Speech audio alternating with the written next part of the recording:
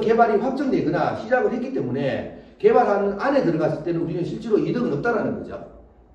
근데 이게 10년 뒤에 이루어진다. 그러면 지금 우리가 이걸 낙찰받아 놓고 보상받을 요량으로. 그래서 우리가 10년 전에 공부하신 분들은 지금 우리 투자반 개인주식 입문 가시면 10년 전에 하신 분들 계시잖아요. 그분들은 외곽순환 고속도로에 보상받는 것들 벌써 해놨단 말이에요. 그 사람들은 보상받으면 이득이겠죠. 그렇지만 지금 우리 공부해가지고 지금 외곽순환 고속도로가 지금 길을 낸다고 하는데 5년 뒤에. 근데 지금 그 땅을 사러 가면은 이득이 있겠냐는 거죠. 없단 말이에요. 없단 말이에요. 그래서 지금부터는 직접 이득이 이제 수용보상인데요. 자, 수용보상 들어가면 우리 토지수용보상법이 따로 있어서 그 법에 적용됩니다. 직접 이득은 한 30% 정도 생각하셔야 돼요. 10건 중에 한 3건 정도는 직접 이득을 해서 보상을 받아가 수익이 될 수도 있지만 대부분은요, 반사이드 70%예요. 반사이드 보셔야 해요. 예를 들면, 외곽순환 고속도로에 들어가는 토지가 나왔어요. 이걸 입찰하는 게 아니고, 외곽순환 고속도로 입구가 프로젝트 2차 아파트가 걸리잖아요. 프로젝트 2차 아파트를 사러 가야 된다. 그런 말인 거죠.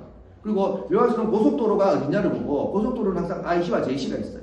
그래서 IC와 JC가 걸리는 줄 아셔야 돼요. JC는 미호지 않아요. 미호. 공개 밑에 미호.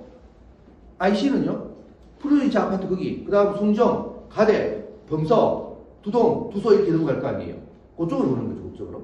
그래서 직접 이득보다는 간접 이득을 훨씬 더 많이 보셔야 하고, 이방 가볼게요. 선바의 지구가 아파트 올라간다며.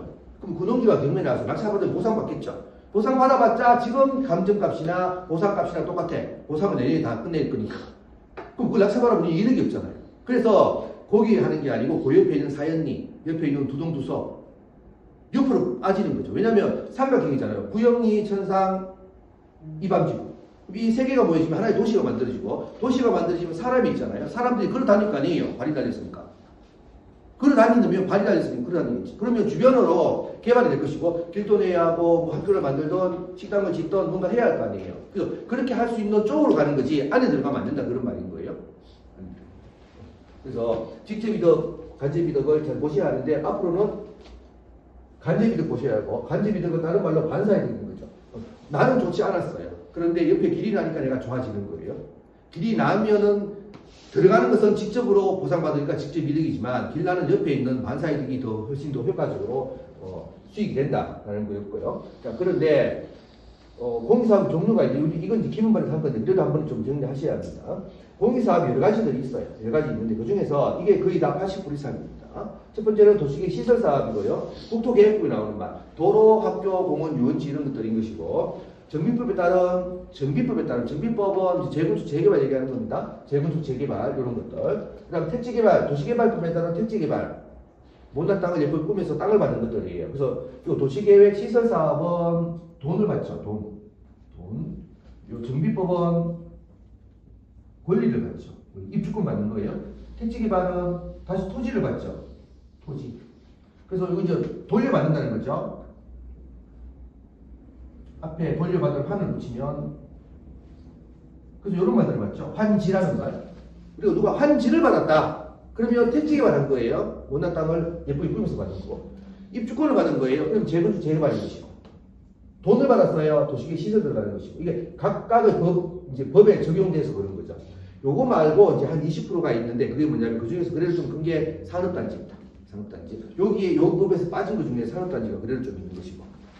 산업단지가 있죠. 하나 정리된 산업단지. 그럼 산업단지 말고도 공익사업이 있는데 이 공익사업은 토지수용보상법이라고 검색하시면 돼요. 거기 들어가시면 공익사업의 종류가 쭉 나옵니다. 공익사업의 종류. 그래서 공익사업의 종류에 들어가는 것은 토지수용보상법에 따라서 감정해서 보상을 받는 것이고, 그렇지만 그 중에 대부분은 다 도시계획 시설사업, 도로, 학교, 공원 이런 것들, 그 다음 정비법에 따른 정비사업, 재건축, 재개발, 주거환경 개선사업, 도시환경 정비사업, 재정비 촉진지구 이런 것들인 것이고, 택지개발은 못난 땅을 예쁘게 꾸미는 거죠. 그래서 환지, 다시 땅을 받는 거예요. 땅을 받는 거. 그 다음 다른 기타법에 따른 것을 좀 나온다면 산업단지, 요런 거. 그 다음 또 뭐 그런 게 있겠죠. 그래서 결과적으로 이제 이런 종류다. 자, 이런 종류가 있고 이런 것들이 이루어질 것이라는 것은 이런 계획에 따라서 이루어지는 거죠. 계획에 따라서. 계획에 따라 이루어지는 그 계획이 있는지에 대해서는 찾아봐야 되죠. 국가, 지자체, 토지이용 계획, 주변 할아버지 이렇게 네 곳을 꼭 확인해야 한다.